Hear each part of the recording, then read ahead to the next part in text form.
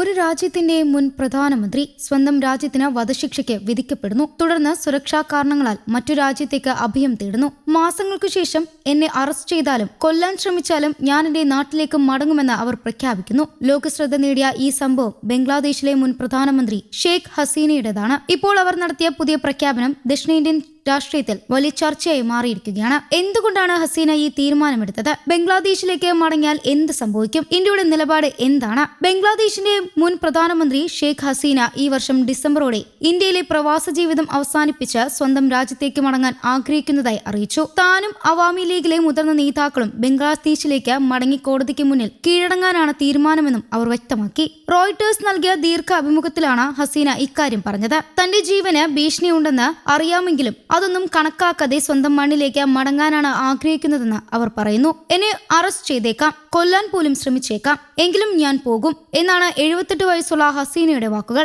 2024 ഓഗസ്റ്റിലാണ് ഷെയ്ഖ് ഹസീന ബംഗ്ലാദേശ് വിടേണ്ടി വന്നത്. ആ സമയത്ത് രാജ്യത്ത് സർക്കാർ വിരുദ്ധ പ്രക്ഷോഭങ്ങൾ ശക്തമായിരുന്നു. വിദ്യാർത്ഥികളുടെ നേതൃത്വത്തിൽ ആരംഭിച്ച പ്രതിഷേധങ്ങൾ പിന്നീട് വലിയ ആക്രമണത്തിലേക്ക് മാറി. സാഹചര്യം നിയന്ത്രണം അതീതമായതോടെ സ്വന്തം സുരക്ഷ കണക്കിലെടുത്ത് രാജ്യം വിടണമെന്ന് അന്നത്തെ സൈനിക നേതൃത്വം ഹസീനയോട് നിർദ്ദേശിച്ചതായാണ് റിപ്പോർട്ടുകൾ.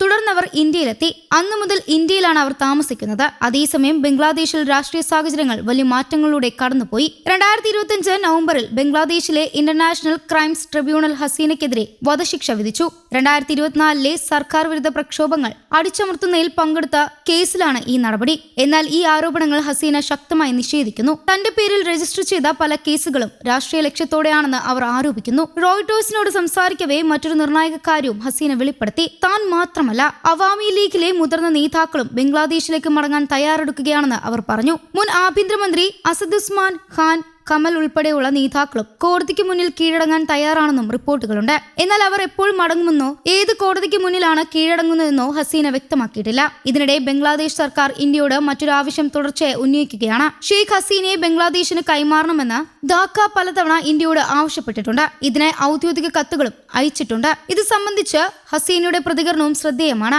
എന്നെ തിരികെ അയക്കാൻ അവർ ഇന്ത്യയിലേക്ക് കത്തുകൾ അയക്കുകയാണ്. എന്നാൽ എന്നെ അയക്കേണ്ട ആവശ്യമില്ല, ഞാൻ തന്നെ എന്റെ നാട്ടിലേക്ക് പോകും എന്നാണ് അവർ പറഞ്ഞത്.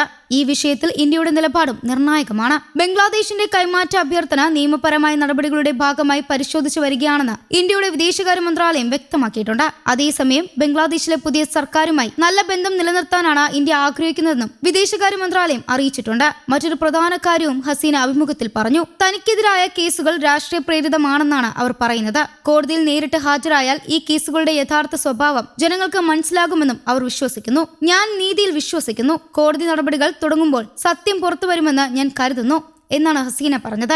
അതേസമയം ഈ വർഷം ആദ്യം തനിക്കെതിരായ ഒരു കൊലപാതക ശ്രമ കേസ് ഉപേക്ഷിക്കാൻ ബംഗ്ലാദേശ് പോലീസ് അന്വേഷണ വിഭാഗം ശുപാർശ ചെയ്തുവെന്നും അവർ ചൂണ്ടിക്കാട്ടി. പരാതിയിൽ വിശ്വസ്തത കുറവുണ്ടെന്നും അന്വേഷണത്തിൽ കണ്ടെത്തിയതായി റിപ്പോർട്ടുകൾ പുറത്തുവന്നിരുന്നു. ഇപ്പോൾ അവാമി ലീഗിലെ വീണ്ടും ശക്തിപ്പെടുത്താനുള്ള ശ്രമങ്ങളും ഹസീന തുടരുന്നുണ്ട്. ബംഗ്ലാദേശിലെ വിവിധ പാർലമെന്റ് മണ്ഡലങ്ങളിലെ പാർട്ടി പ്രവർത്തകരുമായി ഓൺലൈൻ യോഗത്തിൽ നടത്തുന്നുണ്ടെന്നും അവർ അറിയിച്ചു. പാർട്ടി വീണ്ടും സജീവമാകാനുള്ള ശ്രമങ്ങളാണ് ഇപ്പോൾ നടക്കുന്നതെന്നും അവർ പറഞ്ഞു. തന്റെ ദീർഘ രാഷ്ട്രീയ ജീവിതത്തെക്കുറിച്ചും ഹസീന തുറന്നു സംസാരിച്ചു. ഒരു സർക്കാർ വർഷങ്ങളോളം അധികാരത്തിലിരിക്കുമ്പോൾ തെറ്റുകൾ സംഭവിക്കാമെന്ന് അവർ സമ്മതിച്ചു. എന്നാൽ ഒരു സർക്കാരിന്റെ നല്ലതും ചീത്തയും വിലയിരുത്താനുള്ള അവകാശം ജനങ്ങൾക്കാണെന്നും അവർ കൂട്ടിച്ചേർത്തു.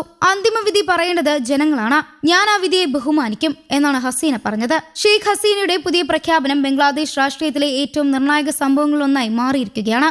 വധശിക്ഷ വിധിക്കപ്പെട്ട സാഹചര്യത്തിലും സ്വന്തം രാജ്യത്തേക്ക് മടങ്ങി കോടതിക്ക് മുന്നിൽ കീഴടങ്ങാൻ തയ്യാറാണെന്ന അവരുടെ തീരുമാനം വലിയ ചർച്ചകൾക്ക് വഴിവെച്ചിട്ടുണ്ട്. ഇനി ഡിസംബർ അവർ ശരിക്കും ബംഗ്ലാദേശിലേക്ക് മടങ്ങുമോ? മടങ്ങിയാൽ നിയമപരമായി എന്ത് സംഭവിക്കും? ഇന്ത്യ ഇതിൽ എന്ത് നിലപാട് സ്വീകരിക്കും?